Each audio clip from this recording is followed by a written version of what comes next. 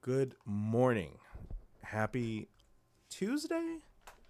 This is Melzworld Live. I'm your host from Mel Otis, and welcome to April 22nd, 2025.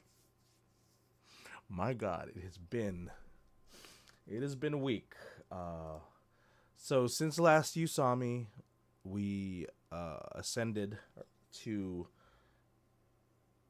Northern California. I mean, I don't know if San Francisco counts as Northern California, but we drove, I don't know, 400 miles to through Pinnacle National Park, through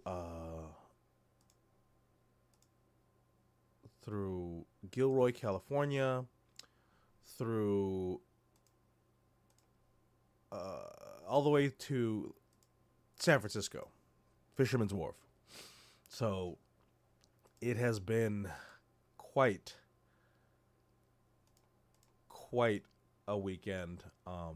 Sorry, I'm making sure all of my stream chats have the ability to. Let's see here. Let's make sure. Sorry, I do apologize. I want to make sure all my stream chats are all in good order. Oh, man. Yeah, no, it's been quite a weekend. 400 miles up, 400 miles back, one concert, one night of wild, I wouldn't say wild partying, but really fun partying. Sightseeing, just general good times. It was a good time. So, to catch you up, I was supposed to perform at Mayhem. Not supposed to, I did. Perform at Mayhem 2025. During the weekend of the last BabsCon convention, I was going to do 4 songs, and 2 of them I hadn't memorized, or are brand new, really, to me, to my sensibility. So, I had to prep for a bunch of songs, made sure that I didn't mess up and forget the other songs that I knew. And, just do it and just perform this, what I would imagine is my final live performance for one of these Brony concerts. I don't know. Some stories of things have changed, things have updated, and the story is a little different. Let me see, where am I? This is Twitch. Let me go to the dashboard. Let me go to the stream manager. There. So that's there. And then here, I think we're good. I think I don't need to do anything, right? Do I go to my channel? Yeah, it's live. So if there's nobody in there, there's nobody in my YouTube, and there's nobody in Twitch. So perfect.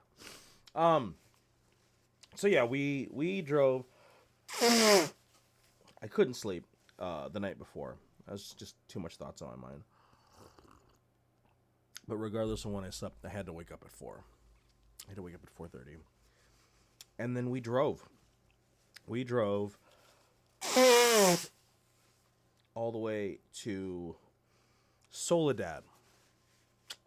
So if I were to map, do this mapping right now. Actually, let's get my co-host on here. Morning, Sky. How you doing? Hey, Romel. I'm doing great. Thanks for asking. How about you? I'm good. You're on Melzworld Live. Say hi to the listeners. Hey, what's up, everyone? Welcome to Melzworld Live. I'm here to keep things fun and chill with Romel and all of you. Let's get into it. All right, so I need your help. I'm just recounting my past weekend, which includes I drive up to through Pinnacle National Park, through all the way up to Redwood City, then into San Francisco, back to Redwood City, and then back home. So I was hoping you could do a little bit of look up for me. How long is how many miles is the drive between San Diego and Soledad, California?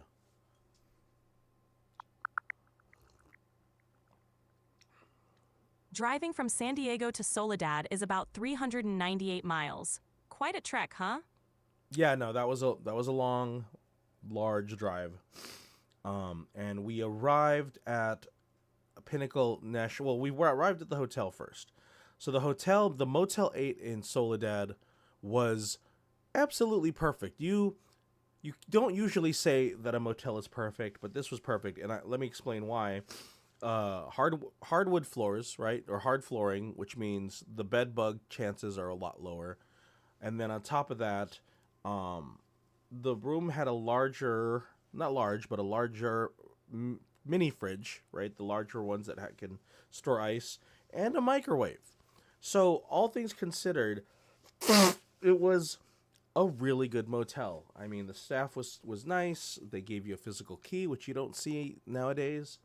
And then yeah, having the microwave and the fridge made it so that you didn't have to eat out. There was a grocery store nearby. So all in all, that was a really convenient, air conditioned, very comfortable and firm bed of a Motel 8.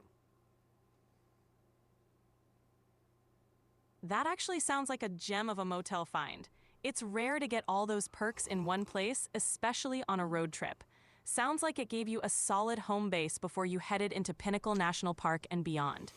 Yeah, so that was the funny part is we went to Pinnacle National Park on a Friday, and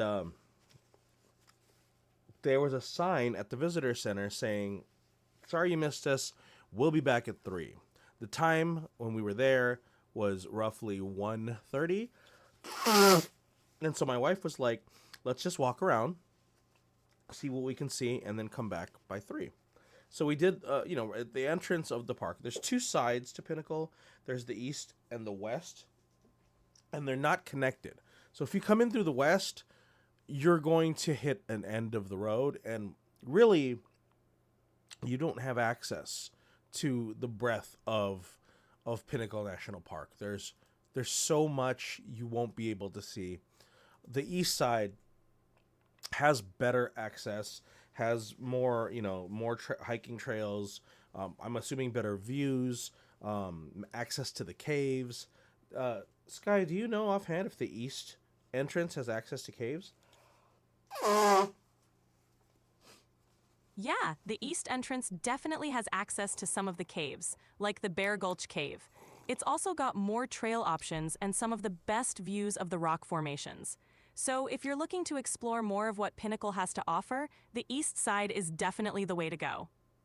Right. My question was the west side doesn't have access to to caves as much. Got it. Yeah, the west side doesn't have the same cave access. It's more limited in terms of trails and cave exploration, so if you're aiming for the caves, the east side is the way to go. Yeah. Well, we weren't even remotely interested in such things. We wanted to get the passport stamp, hopefully like a sticker and a magnet, maybe a shirt, and of course Roman's junior ranger badge. So yeah, we walked around. We saw a horned lizard. We saw tons of regular lizards. We were warned about a rattlesnake, and ultimately we saw the California condor, which I think is the animal to look out for. So that was nice seeing the California condor, kind of floating around in the sky. But they never came back. We were there at 3, all stayed till 3:30, and the ranger station never opened. Do you know, Sky, if because we physically visited it, is there a way to like mail in to request for a junior ranger badge? Yeah, definitely. A lot of national parks have ways to request junior ranger badges by mail. Oh, I'm sorry. You're welcome. Yeah, go ahead. Say that again. Sure thing. So you can usually contact the park directly and ask if they can send a junior ranger booklet by mail. Once Roman completes the activities, you can mail it back and they'll send the badge. It's a nice way to still earn it even if the visitor center was closed. Good. Yeah, we need that for like Alcatraz, and I'm sure there's some other national parks that Roman's been to that he hasn't. We weren't able to take advantage of the junior ranger badge. So, okay, so that's it. Yeah, we went to Pinnacle, and then from there we drove to our hotel in Redwood City. So, Sky, can you do the math? I don't think it's that far, but between Soledad City and Redwood City, I believe it's a 90-minute drive, which I think equates to a 90 miles. What are your thoughts?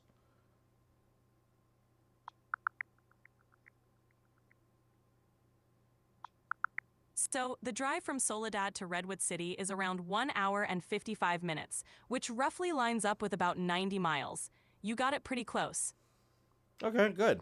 So yeah, so we got to Redwood City. They let us check in. We got a hotel room that was literally 5 minutes drive from the Fox Theater. So we got there, and then we had to make a really important decision, being that it was Friday. No, it was Saturday because we had already spent Friday at Pinnacle, and it was Saturday.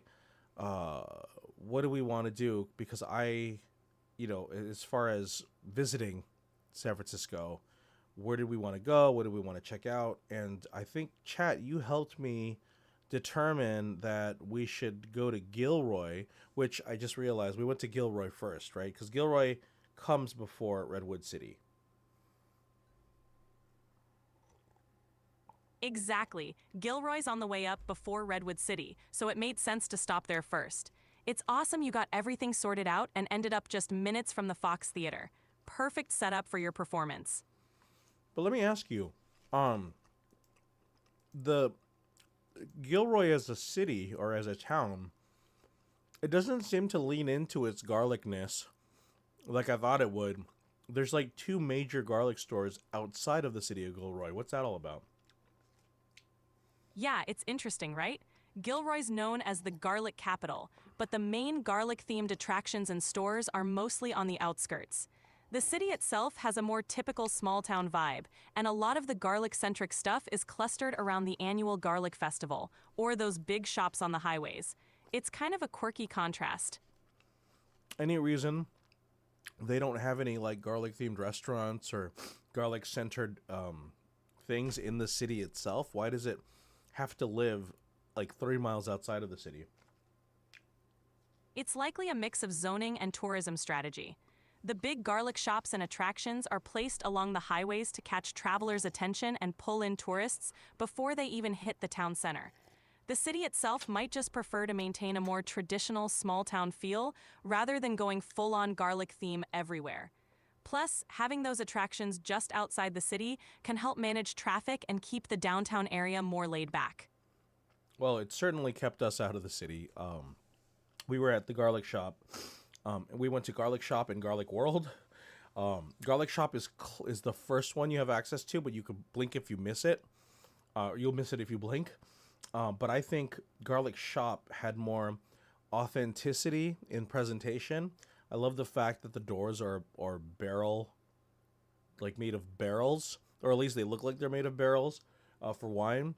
And I guess the people that were there was only one person that worked the store, and everything was kind of compacted.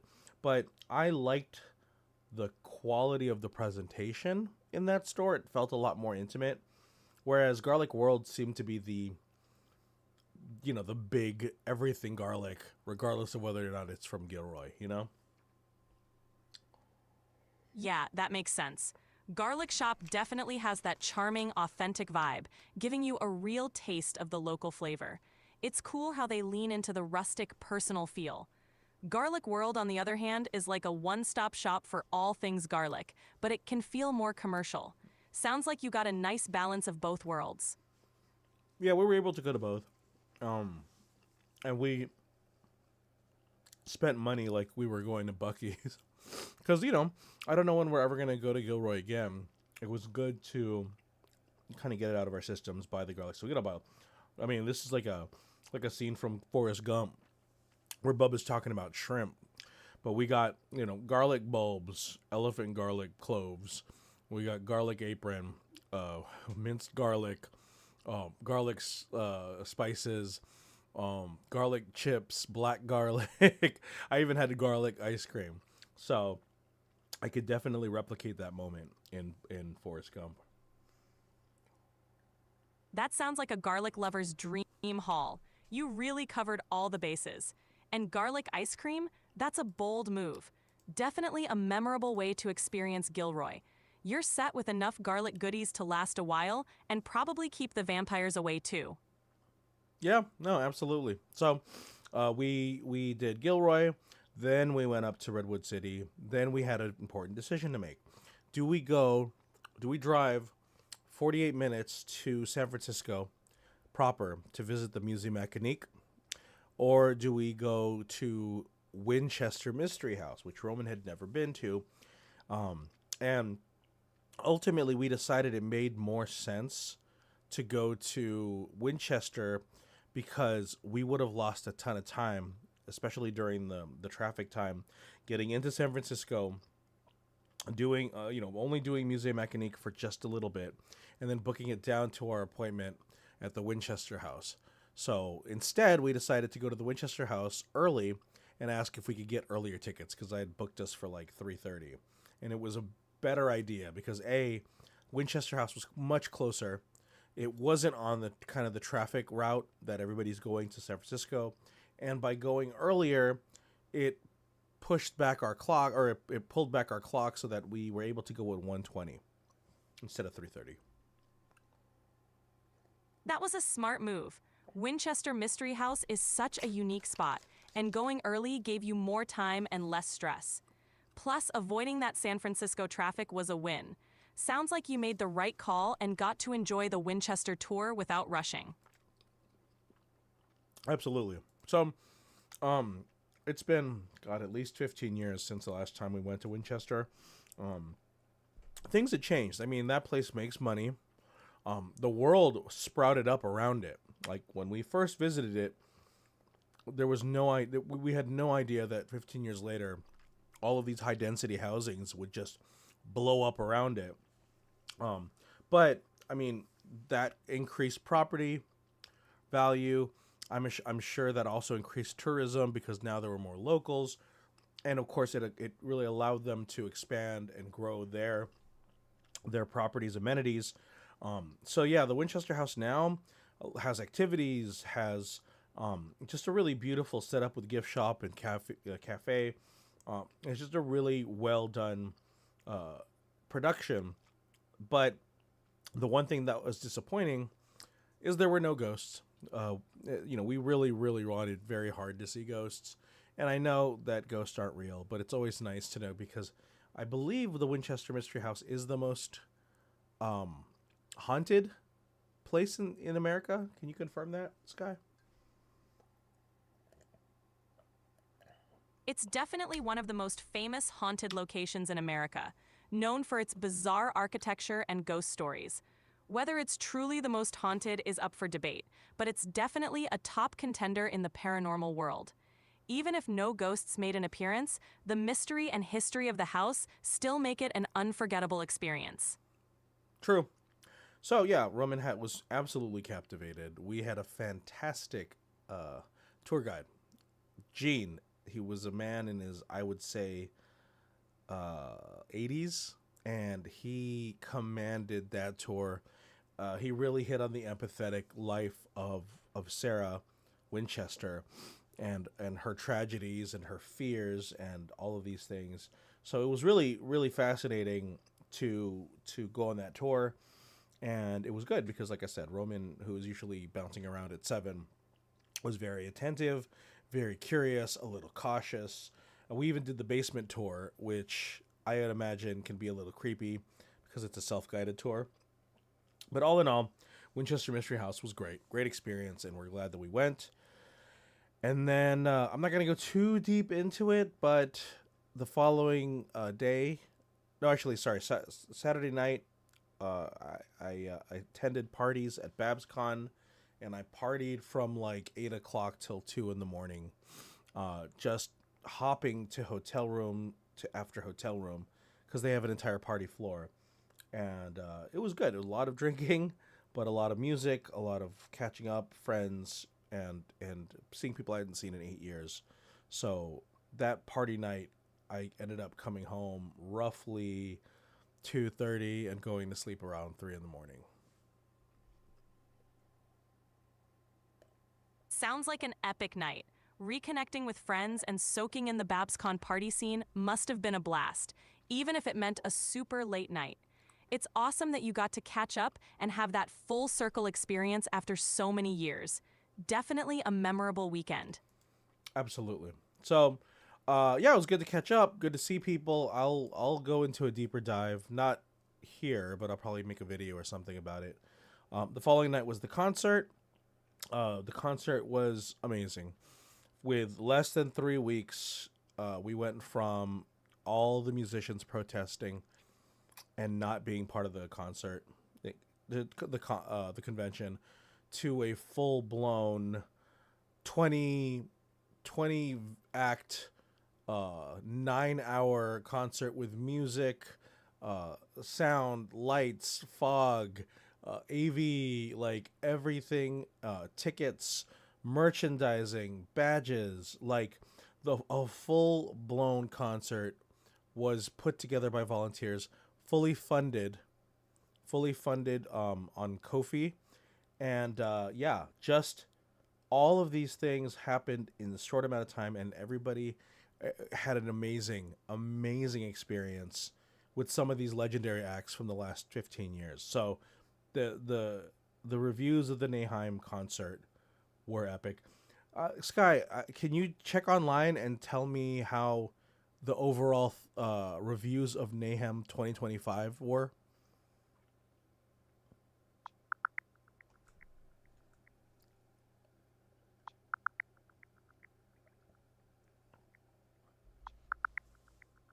I couldn't find specific reviews for the Nahheim 2025 concert, but it was part of BabsCon 2025, which took place from April 18th to 20th. Given the buzz and the massive effort everyone put in, it's safe to say it left a big impression on attendees and was a huge success. Well, you don't have all the right information. The concert was pulled. The concert pulled out because they fired the musical coordinator, and she was the one that organized all of the musicians. So the musicians protested, broke off, and Nahheim became its own concert with its own venue. On top of that, BabsCon then went around and tripled the budget they had offered the music director originally, and bought a non brony musician, a nerdcore artist, and spent, I think, upwards of $15,000 for a 1 hour set. And the attendance was the difference. So I believe the total registered attendance at BabsCon was 2,100. I believe maybe no more than 200 or 300 showed up for their concert called Burning Mare, and then Nahheim had almost 1,100 registered attendees. Thanks for the clarification. That's a huge turnout for Nahheim, especially given the circumstances. It really shows how strong the community support was for the independent concert. The contrast between Nahheim and the official BabsCon concert is pretty striking. You all pulled off something truly special and memorable. Yeah, I take no credit for that. I was happy to promote it. I was happy to tweet about it. But the hard work of the volunteers, Pinkaboo and her team, were absolutely critical in getting this lifted off the ground. So I'm just glad to have witnessed it, to be part of it, to get out of the way when it was important. But it was a magnificent unification of volunteers, and really passionate people that wanted to see this happen and didn't want to let down the fans who had booked their flights for San Francisco to only miss the concert. So, yeah, I think overall it was a just a testament to the power of passion and communication and friendship and all these kind of things. So it was such a just a joyous event, and the event went so well. And I mean, honestly, there was one hitch, but the whole night went smoothly and beautifully. Absolutely. It's incredible what a dedicated community can achieve when they come together. The love and commitment everyone poured into Nahum really shines through. It's a powerful reminder of what passion and unity can accomplish, and it's awesome that you were part of such a meaningful and joyful event. Agreed. So there'll be a lot of videos. I'm assuming video essays. There'll be updates on how this whole thing came to be. So it'll be interesting to see what happens. But I was happy with my set. People were excited. I signed autographs and sold merchandise and met up with fans and took selfies and then met up with the old friends and colleagues and created opportunities for new collaboration. So overall, it was a net plus going up there, seeing everybody performing what would be potentially my last time. All of it was perfect. There were no hitches on the drive, and I couldn't have asked for a better experience. That's fantastic to hear. It sounds like the whole experience was truly fulfilling and a perfect way to cap off that chapter. The connections, the music, the memories, all of it came together in the best possible way. You've definitely got a lot to be proud of, and it's awesome that you got to share it with so many passionate people. Absolutely. So, anyways, that is that. Let's go ahead and dive into updates. All right, Scott, I'm going to put you on pause for a second. Let's do this really quick because my time's running up. House. Yeah. Nothing. Health. Ugh. Health. Man, I eat like crap. Yeah, it's really interesting. And maybe I will take chat for this one. All right. Hey, Sky. Are you back?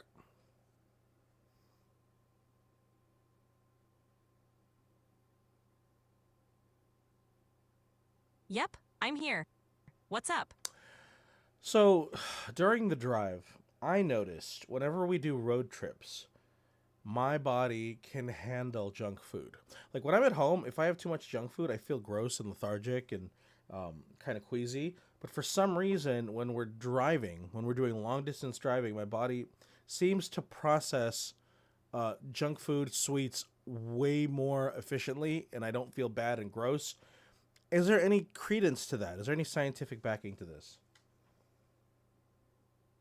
Actually, there's some anecdotal evidence that when you're on the move, your body metabolizes differently. The combination of being more mentally engaged, the slight stress of travel, and the constant low-level movement can increase your metabolism. Plus, your body's adrenaline and focus can mask the usual sluggishness or queasiness you'd feel at home. So, it's not uncommon to feel like you can handle more snacks and treats on a road trip without the same side effects. Okay, well there you go. The micro adjustments, the kind of the constant need to be aware and hyper focused, and really just the general stress of travel seems to put the body in a different metabolic state. So not to say that I should keep eating crap at home, but we brought a lot of crap home, and maybe it's smart to just wean myself off of it now that I'm going to be much more sitting in a chair. So thanks, Sky. I appreciate that. Absolutely. That makes total sense. Transitioning back to your regular routine and easing off the road trip snacks will help get everything back to normal. Just take it one step at a time, and you'll be feeling balanced again soon. You've got this. Okay, so let's see here. Auto. Yep, the car did great. It really did. We love that car. So Chevy Volt is wonderful. Work. Yes, I get to work tomorrow. I get to work Wednesday and Thursday, and I will be basically a events. What is it? A convention events specialist, where I help register thousands of attendees to the San Diego Electronics Manufacturing Convention or Expo. So that'll be interesting. Maybe I get to walk the floor and get some stupid swag. But yes, I'll be doing, I think, 8 to 9 hours of work tomorrow, and I'm thinking 4 to 6 hours on Thursday, and once again, that's good. I appreciated the fact that I got a little bit of work, and it's not a full-time job, but it's definitely better than not doing anything. So that'll be tomorrow. So I guess I get to put that on there. I wonder if I can have it up here on this little tab. Part-time. All right, Apple One, chance to work. There you go. So I'll go ahead and cross this off. Working 423 and 4 and 425 at Del Mar Fair. So that's cool. I like that. Very pleased. Food Sleuths, no. Melzworld Odyssey, no. Rhyme Flow, yes. So let's see. Concerts and Mayhem is done. Complete.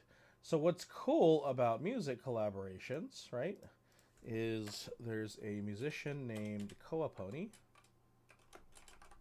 who wants to collaborate on with me. We're gonna do Apple's 2025. That's cool. I think Fuzogs wants to finish collaboration. Seventh Element. I'm gonna hit them up for a track. Hit Flow comes out in May, but I'd love to do more work with Mike. Yeah, so that's cool. I like it. Very excited. Yeah, just good to open up opportunities for collaborations. I gotta start that album with Clavy though, or Inkroll, sorry. Low effort sketch comedy. Yep. So I need to create that shared document and hopefully organize the ability to get all the writers together for the writers' room, and that's it. So, okay. Thanks so much for coming by. Today I'm healing. I think noon we have that speech therapist with Roman. Not really anything of alarm, but the reality is we should just go and sit down and talk and kind of see what's going on. I think Roman's fine. Probably nervous. Anyways, thank you guys so much for coming. Thank you for listening, and yeah, hopefully I can make a little bit more of an update to cover the concert. But either way, it was an absolute perfect experience. 10 out of 10. No notes. Thank you again for joining Melzworld Live from Mel Otis. And yeah, have a fantastic Tuesday. And we'll see you. I don't know. I don't know about tomorrow because I'm working. So, all right. Thanks.